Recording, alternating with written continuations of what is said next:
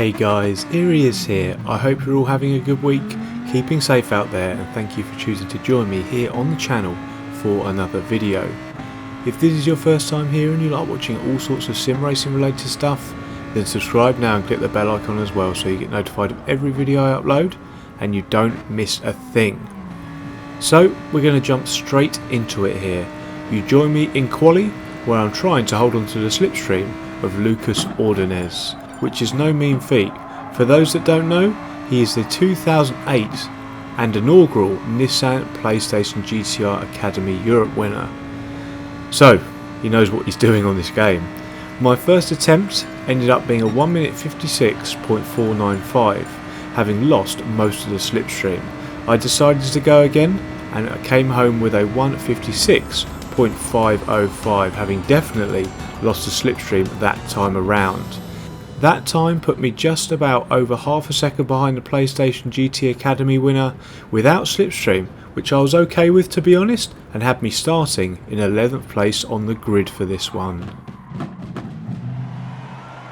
Here we are in the race session then, but before we start this race, as always, we're going to take a look at that livery. This one is a special one. Today's NHS inspired livery is thanks to GTB A Barber 95. Well done, thank you, and a great livery there. And also thank you to anyone who's watching this who is an NHS or key worker. The work you are doing to keep us here in the UK as safe as possible on the front line is absolutely incredible. So thank you again. Now back to the race. As the race begins here, we are flying down towards turn number 1. We have taken the inside to be safe. It isn't the quickest route and there is a risk, as you can see here, that we will get overtaken. That has happened and we're down to 11th for now, but that's okay. I'm not too worried about it at this point.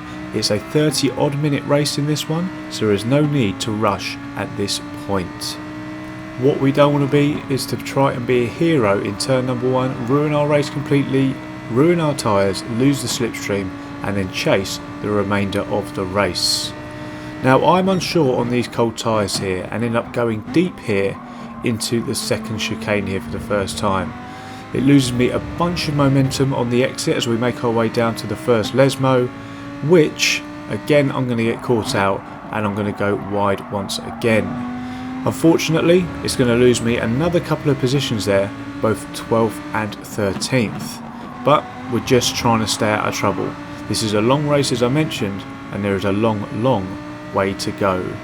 So whilst we stay out of trouble here and navigate this first phase of the race, I'm going to introduce the race. We're in the latest Nations Cup race, a 15 lap event here at Monza obviously. It's a one make one. As you can see, we're in the Group 4 Lambos. Now this is something that long-standing viewers of the channel will know that I don't normally go for, but I do love Monza and it always produces great races. Well, as long as you survive turn number 1 of course. Fuel isn't going to be a factor here in this one. We will need at least one pit stop though, as we must use both the medium and soft tyres. And mentioning tyres, after qualifying on the quicker compound, the mediums, I moved onto the hards in the pre-race lobby. Now the reason for this was I'm starting in the mid-pack, so wanted to use the harder compound first. If I was near the front, I would have gone softer and tried to pull away, but as that wasn't the case, hards it was, and we're going to try and weather this storm. So we're going to do 7 laps here on these sets of boots before we come in. I did see others around doing 6, but I didn't want to push it and I can't guarantee how well I can look after these tyres in comparison to those. We're going to move now onto the end of this lap, lap number 2. I'm hanging onto the group in front just about by their coattails. I'm going to be promoted up to 13th after a very early pit stop from the Spaniard there.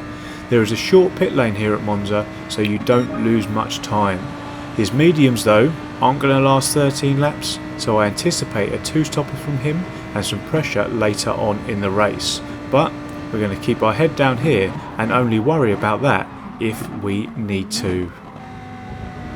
Rejoining the action a little later here on the lap then, here we go. As expected, the penalties start to arrive. I expected them much earlier to be honest, and as we come through the gate here on lap number 3, we're going to overtake 1, 2 and now 3 drivers affected by penalties, moving us back up to the order to 10th place. But then I'm going to have to carry out an avoidance manoeuvre to avoid the braking Spaniard.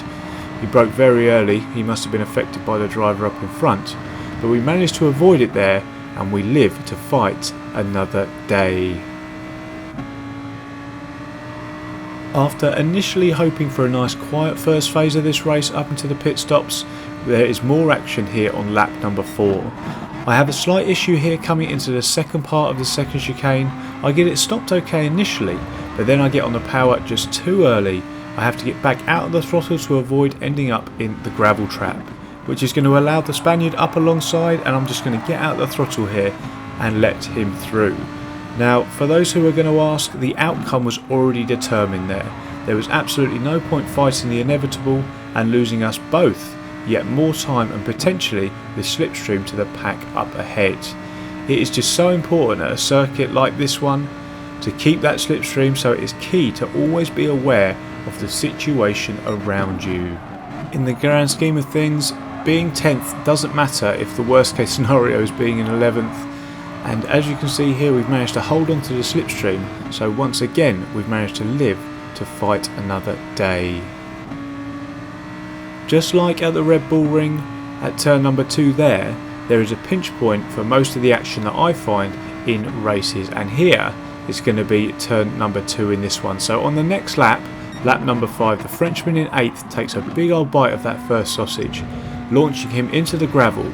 We almost ended up in ourselves only a lap earlier. He ended up pretty deep in there, so we were able to take advantage of this and we're back into the top 10. Some more good news for us is the Spaniard up in front has got himself a penalty.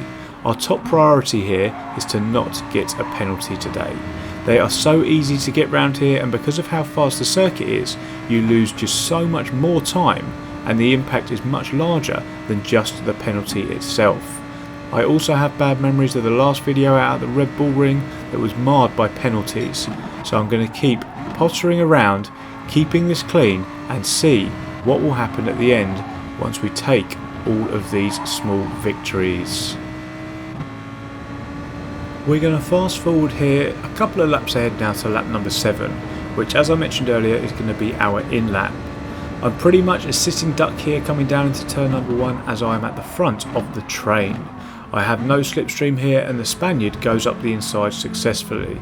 The Austrian there tries to also follow, but that's not the place you want to be here, my friend, and despite being on full opposite lock, he's going to get squeezed out, and all of this allows Gatos the Greek up the inside.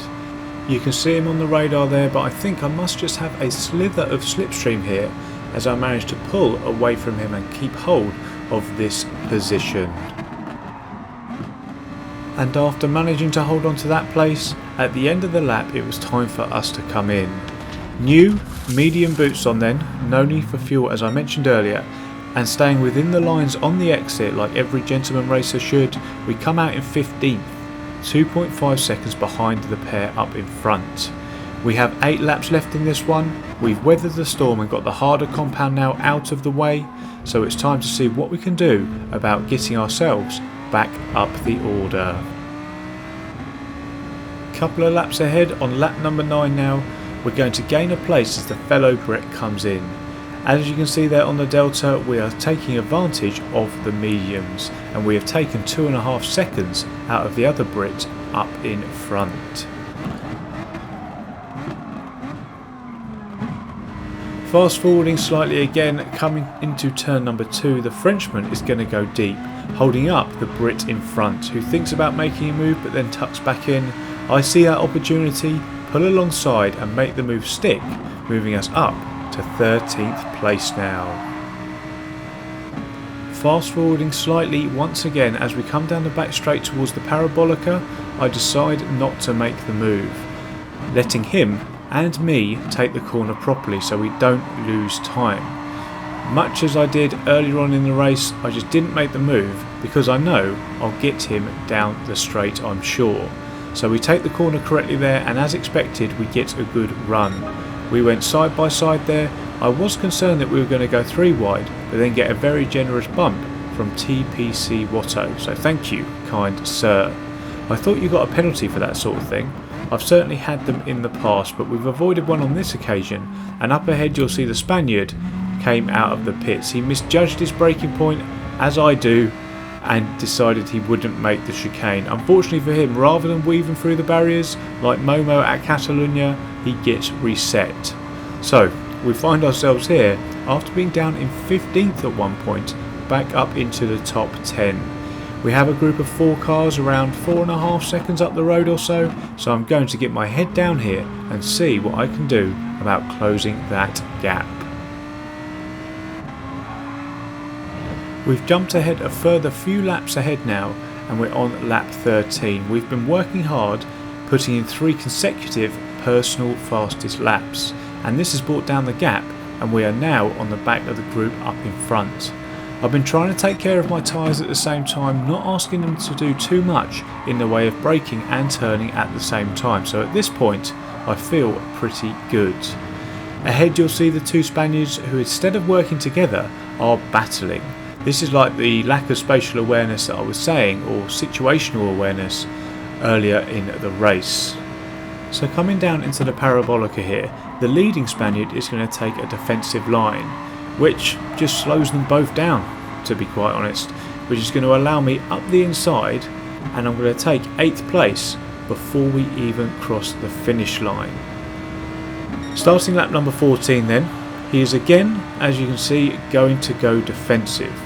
I'm going to get a run, therefore, down the outside. As we come down into the braking zone, I'm going to brake a little later than usual to allow me to have the inside for the second part of the corner. Luckily though, I pulled out. It looked like it was working, but luckily, as I say, I pulled out, otherwise he would have gone to the beach there. But I spared him the punt. We'll get him later on, and up ahead you'll notice there are another 2 cars.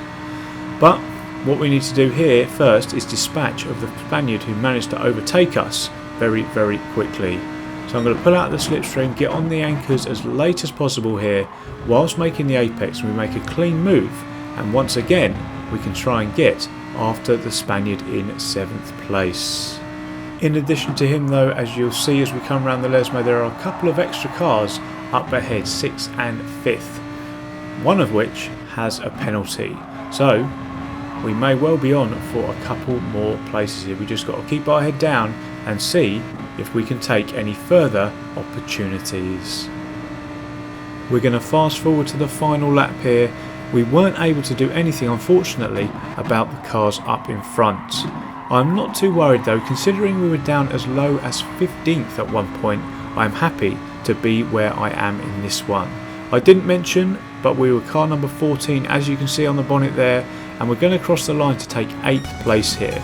I'm very, very happy with that one. I took care of the little things in this one, like avoiding incidents. I backed out of things that weren't on, and I didn't get any penalties. And as a result, as our 8th place is confirmed here, some good driver racing points are going to be gained from this one. About 400 in fact, pushing us just back over the 54,000 mark, which is about 1,000 off my highest ever total, which I'll be looking to break over the upcoming races. But until then guys, that is the end of this one. I hope you enjoyed the video. If you did, please do hit that like button and make sure you're subscribed if you haven't already. We also now have merch too, so go check out the Teespring store below and go get yourself some of that if you want to support the channel that way.